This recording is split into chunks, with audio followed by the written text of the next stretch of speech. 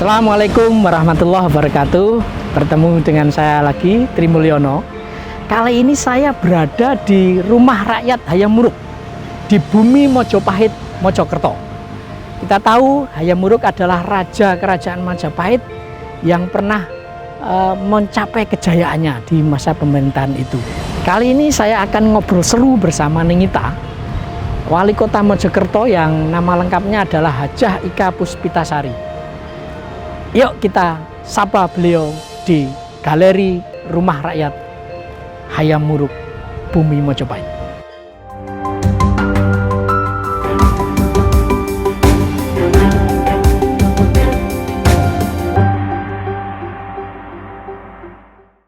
Ika Puspitasari adalah Wali Kota Mojokerto periode 2018 hingga 2023. Sejak 2 tahun menjabat, perempuan yang akrab disapa Ning Ita ini sudah banyak mencetuskan berbagai inovasi dan membuat kebijakan serta program-program terobosan yang bermanfaat bagi masyarakat. Soal program inovasi yang kini lagi hits di masyarakat adalah aplikasi curhat Ning Ita yang digadang-gadang dapat menampung aspirasi dan keluhan dari warga terkait pelayanan umum maupun pelayanan pemerintah daerah. Dalam kepemimpinannya, Pemkot Mojokerto menyabet berbagai penghargaan. Tahun 2020, opini WTP atas laporan keuangan pemerintah daerah tahun anggaran 2019. Tahun 2020, aplikasi inovasi Gerbang Layanan Informasi Terpadu dan Terintegrasi atau Gayatri dari Menteri Pan-RB Cahyokumolo. Tahun 2020, Top BUMD Award Kota Mojokerto. Dan tahun 2021, Anugerah Kebudayaan PWI Pusat. Simak perbincangan Tri Mulyono, pemimpin redaksi Tribun Jatim Network dengan Wali Kota Mojokerto, Ika Puspitasari dalam wawancara eksklusif. Selamat siang Ibu, terima kasih atas waktunya menerima kami di rumah rakyat Hayam Wuruk Bu ya. Ya. Bu, alhamdulillah sehat ya Bu ya di tengah pandemi. Bu, 2 tahun lebih ya Bu Ningita mengelola pemerintahan di Mojokerto dan Ibu mengalami sebelum pandemi dan saat pandemi ini gitu ya. Betul. Ada yang berubah nggak Bu di dalam saat pandemi ini Bu? Pasti ya. Iya. Perubahan itu tentu sangat signifikan 2019 dibandingkan dengan 2020, di mana dengan adanya pandemi ini tidak hanya bidang kesehatan yang terdampak, tetapi efek domino yang luar biasa pada bidang pendidikan, bidang sosial, terutama mungkin bidang ekonomi. Betul. Yang mengalami dampak yang sangat-sangat signifikan, ibarat tsunami yang melanda negara kita. Nah, di saat pandemi seperti itu tentu kita harus tetap bisa berkarya, bukan justru semangat kita menjadi melemah. Betul. Tapi memaknai pandemi ini sebagai sapaan dari Allah kepada hambanya untuk meningkatkan kreativitas dan motivasi kita bagaimana tetap survive. Betul. Pada bidang apapun tentunya dalam menjalankan kehidupan ini. Nah, perbedaan yang signifikan inilah yang kita rasakan bersama, tetapi saya memaknai justru bukan sebuah badai tsunami, tetapi sebagai bentuk perhatian Tuhan untuk menguji hambanya, bagaimana kita menjadi hamba yang lebih tawakal lagi. Betul, Bu. Sekaligus kita sebagai manusia yang harus tangguh. Betul. Dituntut untuk tangguh. Kreatif juga Bu pada akhirnya Bu ya. Dalam mempertahankan apa yang menjadi tugas dan tanggung jawab kita, khususnya kalau saya dalam menjalankan pemerintahan. Betul. Dan memajukan Kota Mojokerto. Mungkin karena komitmen yang begitu tinggi Ningita sampai kemarin sempat positif COVID ya Bu ya, meskipun OTG Bu. Iya. Tapi gimana Bu, kok bisa segera cepat pulih dan kembali beraktivitas ini Bu? Iya. Ningita.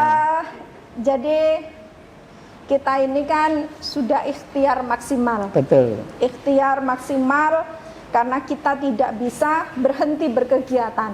Kita harus tetap turun ke masyarakat, tetap mengedukasi masyarakat mensosialisasikan apa yang menjadi kewajiban kita untuk dipahamkan kepada masyarakat, yaitu protokol kesehatan. Oke, ya, Karena ya. faktanya memang masih ada beberapa kelompok masyarakat tertentu yang menganggap COVID itu tidak ada, Iya, Bu. sehingga mengabaikan protokol kesehatan. Iya, iya. Nah, disitulah mungkin karena interaksi kita dengan masyarakat yang sangat intens, sehingga di penghujung tahun 2020 kemarin saya sempat terpapar COVID, meskipun tidak ada gejala klinis sama sekali. Sama sekali, Bu, ya. Jadi, OTG, Bu, ya. setelah saya PCR tes, saya memimpin rapat dengan Forkopimda.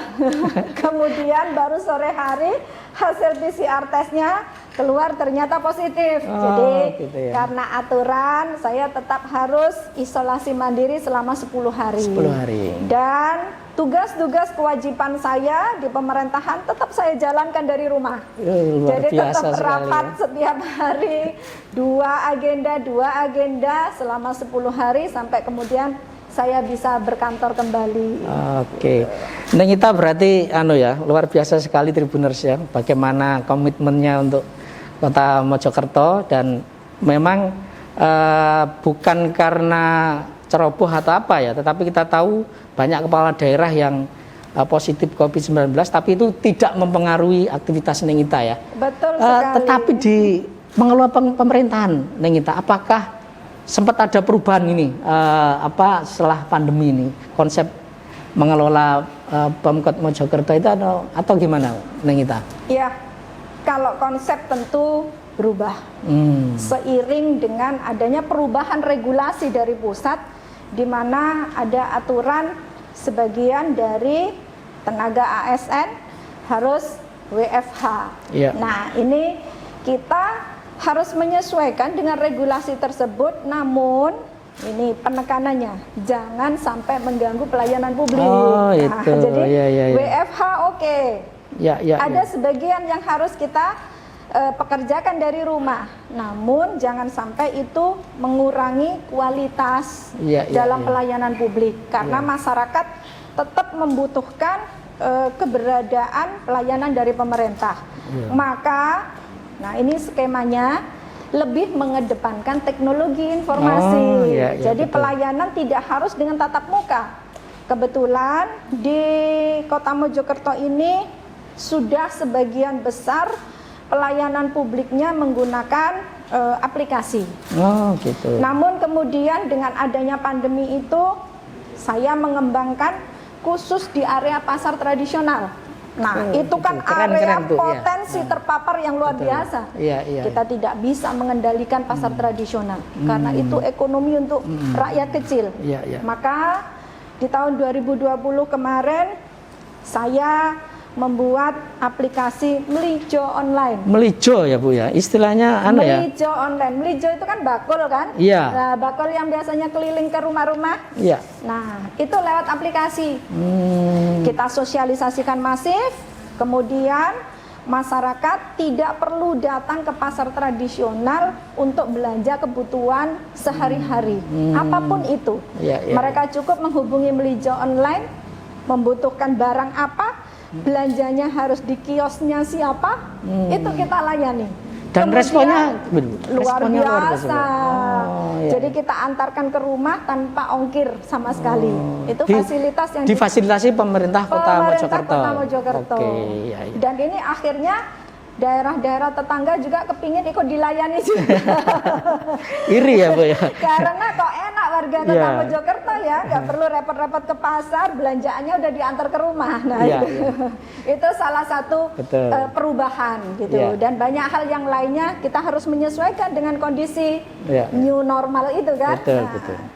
Ya, intinya memang kita tahu salah satu tolak ukur keberhasilan pemerintahan adalah sektor ekonomi ya, Bu ya. Betul. Dan di dalamnya juga ada investasi barangkali. Ya. Ini di tengah pandemi ini upaya Neng Ita untuk tetap memulihkan ekonomi dan menarik investasi kayak apa, Neng Ita? Selain tadi program-program yang digital live itu ya, mungkin ada terobosan-terobosan baru lagi, Neng Ita ini? Ya, untuk investasi ini kan tidak lepas dari pelayanan perizinan.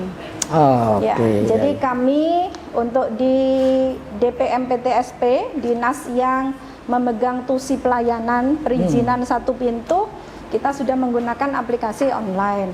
Kemudian SOP-nya untuk izin-izin tertentu Ya, cukup ya, ya. 1 kali 24 jam. Iya, iya. Izin tertentu lagi ada yang 1 kali, 7 kali 24 jam. Artinya kemudahan. Iya, iya, iya. Kemudahan mengakses izin usaha ini salah satu kunci. Kemudian yang selanjutnya, potensi terbesar di Kota Mojokerto ini kan perdagangan. Perdagangan Nah, ya. perdagangan ini kita masifkan untuk usaha kecil, UMKM. mikro. Nah, Oh, iya. kalau sektor industri menengah atau yang besar itu terdampak, namun yang kecil ini justru saya melihat malah bertumbuh Oh, di di tengah Kota pandemi. Mojokerto. Di tengah pandemi ya, Bu. Buktinya, Ini kita, nggih. selama tahun 2020, namanya kafe, bukan banyak yang tutup, malah semakin menjamur. Keren. Jumlah kafe di Kota Mojokerto selama pandemi 2020 bukan malah tutup, malah menjamur. Dan ini ketika melakukan perizinan, ternyata orang-orang dari luar Kota Mojokerto. Itu gitu membuktikan ya. Iya, iya. bahwa potensi iya. investasi di Kota Mojokerto untuk usaha ini masih sangat positif Betul, Bu. untuk sektor tersebut. Gitu. Bu, Neng Ita, kapan hari kita diskusi dengan Ibu Gub ya, Khofifah Indar Parawansa, beliau menyampaikan ada beberapa perusahaan yang akan relokasi di luar Surabaya dan Sidoarjo terkait UMK. Nah, salah satu yang menjadi incaran itu memang Mojokerto, Neng Ita. Itu untuk mempercepat realisasi itu kayak apa, Neng Ita? Barangkali bisa sedikit dijelaskan terkait rencana beberapa perusahaan yang akan relokasi itu. Apakah sudah ada yang sampai menghubungi Neng Ita begitu atau gimana? Mungkin kalau industri besar Iya.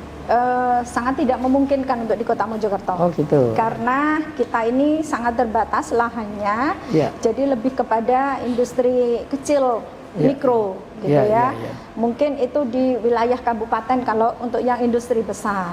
Iya. Namun kalau pergudangan karena akses, kemudahan akses di mana exit tol itu kan langsung Betul. di Kota Mojokerto, ini mulai bertumbuh. Oke. Bertumbuh. Jadi banyak pergudangan itu yang didirikan Di Mojokerto. di Kota ya? Mojokerto. Dan itu saya kira berkat terobosan Ibu ya soal perizinan, pelayanan publik dan segala macam itu, Bu. Ini kita ngomong yang lain, Bu. Neng Ita. Jadi Neng Ita ini kan terobosannya aneh-aneh gitu ya, tanda kutip gitu ya. Dan kemarin tuh sempat heboh gitu ya ketika Neng Ita mengumumkan di Instagramnya bahwa ayo kalau para jomblo mau menikah kita fasilitasi ini. Nah, sejauh ini responnya kayak Bu, apakah memang luar biasa atau Neng Ita ada terobosan-terobosan lain jangan-jangan yang kita bisa nggak tahu ini, bisa diceritakan Iya. Neng Ita? Pandemi itu kan tadi sudah kita bahas ya. Iya, iya. Efek dominonya luar biasa. Iya, iya. Di mana bisa dikatakan mulai dari yang kelas ekonomi terbawah sampai yang teratas pun tidak lepas atau dari dampak Pandemi. akibat pandemi ini. Sehingga saya berupaya bagaimana anak-anak muda yang biasanya sudah punya planning ini. Iya. Nah, saya sudah punya usaha, saya sudah punya penghasilan. Saya nanti mau menikah bulan sekian. Iya. Saya mau melamar bulan sekian. Ini kan harus pupus. Betul. Nah, disitulah saya berupaya bagaimana dengan sedikit sentuhan, gitu ya, iya, untuk menyenangkan Betul, mereka, meningkatkan imunitas mereka di saat pandemi itu yang memang menggelisahkan bagi semuanya, dengan memberikan, yuk, yang pengen nikah, jangan karena pandemi kemudian nggak jadi nikah. Oke. Kita memang tidak diizinkan untuk pesta pora yang beramai-ramai, tapi coba deh naik Camry ini sama bahagianya kok. Nah gitu. Jadi Ini jangan pandemi sekali dijadikan- seumur hidup ini Bu ya, bisa nikmati mobil dinas Iya. Wali kota. Jangan dijadikan pandemi menghalangi kalian untuk menikah. Nah, jadi ibu siap support ini untuk kalian yang sudah punya rencana schedule untuk menikah di tahun 2020 kemarin ketika saya launching di bulan November. Dan alhamdulillah antusiasme sampai saat ini juga masih cukup bagus. Karena menikah itu kan kalau orang Jawa kan ada bulan-bulannya. Bulan-bulan ya tertentu lah. Nah, ya, pas bulan pernikahan itu rame banget itu.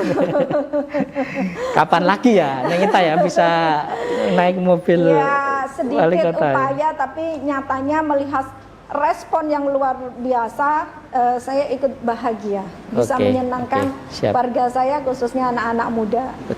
Ini Tribuners dan pembaca harian Surya hanya satu sentuhan ya Neng Ita, tapi dampaknya luar biasa. Kita tunggu lagi sentuhan lainnya karena kita tahu Mojokerto itu kaya potensi kesenian juga ya Neng Ita. Dulu di era tahun 80-90-an voli itu menjadi sangat primadona di kota Mojokerto gitu. Barangkali ini juga apa Bu rahasianya ke depan ini untuk menggali semua potensi-potensi yang ada di Mojokerto ini. Ya, salah satu prioritas yang sudah masuk rencana pembangunan jangka menengah daerah dan masuk di Perpres 80, salah satu program percepatan pembangunan ekonomi kawasan Jawa Timur, Gerbang Kertosusila adalah pariwisata. Pariwisata di Kota Mojokerto ini terkait dengan Mojopahit. Iya, betul. Kenapa Mojopahit? Ikon yang sangat kuat. Saya mengusung Spirit of Mojopahit, semangat bahwa pada abad 13 pusat dari kerajaan yang wilayahnya melebihi Nusantara itu salah satunya adalah di Kota Mojokerto pusat kerajaan. Iya, betul. Nah, semangat itulah yang ingin saya bangkitkan kembali, kemudian kami hadirkan dalam bentuk sebuah kawasan pariwisata. Nah, kawasan pariwisata ini nanti yang akan menjadi trigger bagi seluruh sektor termasuk ekonomi tentunya. Kita tahu bagaimana pariwisata ini luar biasa untuk mendongkrak pertumbuhan ekonomi daerah. Nah, ini akan mulai dikerjakan untuk pembangunan fisiknya yang kawasan wisata Bahari Mojopahit itu di tahun ini 2021. Harusnya kemarin berhubung ada pandemi refocusing anggaran sehingga harus mundur di tahun ini. Namun hal-hal lain yang menjadi supporting dari pariwisata ini sudah kita persiapkan sejak 2019. Contohnya produk-produk dari UMKM, ekonomi kreatif.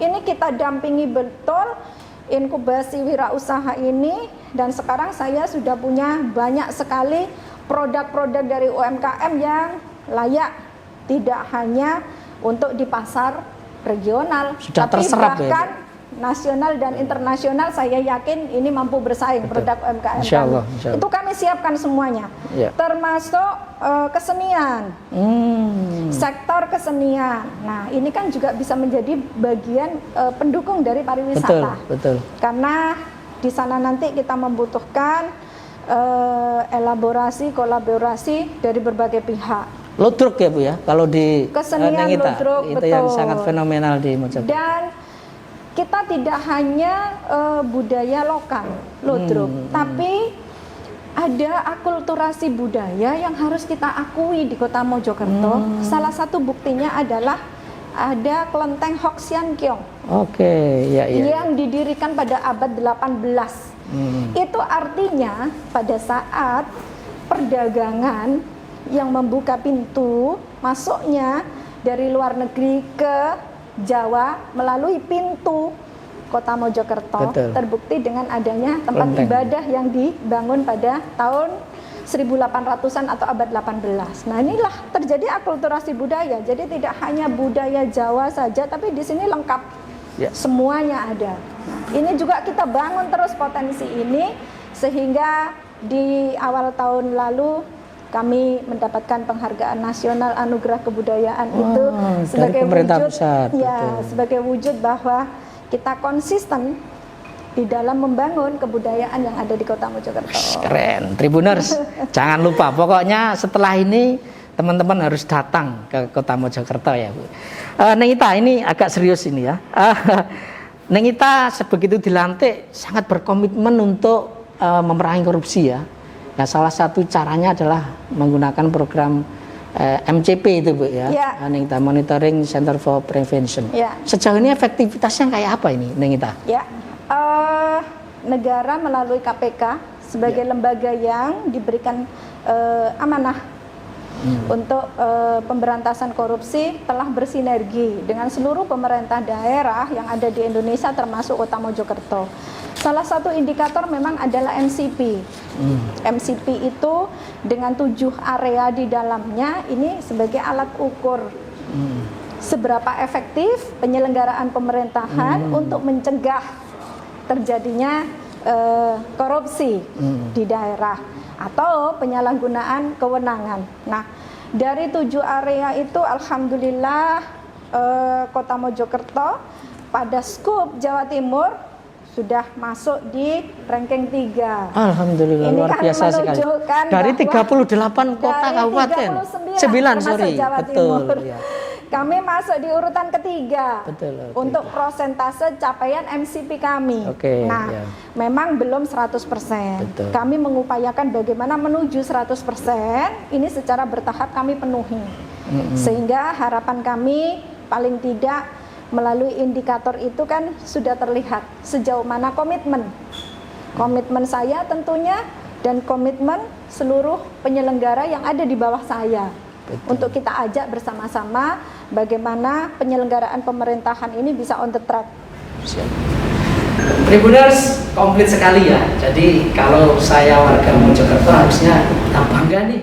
Ada kepala daerah yang mengelola tata pemerintahan yang sudah demikian luar biasa. Dan Tribuners dan pembaca harian Surya dimanapun berada, kami menunggu masukan dan kritik boleh Neng Ita ya, asal membangun gitu ya. Jadi kita berharap itu nanti akan kita sampaikan juga ke Neng Ita, sehingga segala keluhan, masukan dan kritik itu justru akan menjadi potensi kita untuk makin meningkatkan perkembangan di Kota Mojokerto. Neng Ita punya kanal namanya Curhat Neng Ita. Curhat Neng Ita. Ini tolong dicatat Tribuners dan pembaca harian Surya. Bisa diakses dari platform digital apapun, mulai dari Facebook, Instagram, web, WA, semuanya bisa masuk. Dan nanti akan dijawab Neng Ita. Betul.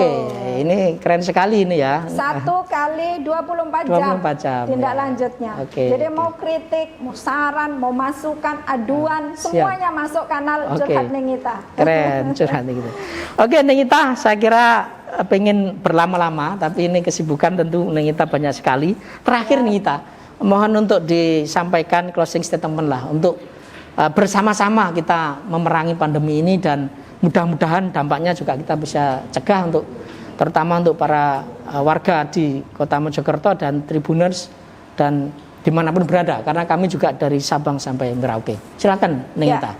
Untuk seluruh masyarakat Kota Mojokerto dan Indonesia secara umum, saya selaku penyelenggara pemerintah daerah mengajak semuanya untuk taat terhadap protokol kesehatan. Kalau dulu ada 3M berkembang menjadi 4M, 5M, dan saat ini di tahun 2021 ada 6M. Menggunakan masker, mencuci tangan dengan sabun dan air mengalir atau hand sanitizer, menjaga jarak yang aman, menghindari kerumunan, membatasi mobilisasi atau tidak bepergian, dan melakukan vaksinasi. Mari kita sukseskan pemberantasan dari keterpaparan COVID untuk seluruh masyarakat Indonesia, termasuk Kota Mojokerto, dengan tertib taat melaksanakan 6M. Semoga ikhtiar ini membuat kita semua menjadi sehat dan negara kita segera dibebaskan dari pandemi COVID-19. Amin, Nita. Demikian Tribuners dan pembaca harian Surya dimanapun berada, obrolan seru kami dengan Neng Ita, Wali Kota Mojokerto. Sampai ketemu di kesempatan yang lain. Wassalamualaikum warahmatullahi wabarakatuh. Waalaikumsalam warahmatullahi wabarakatuh.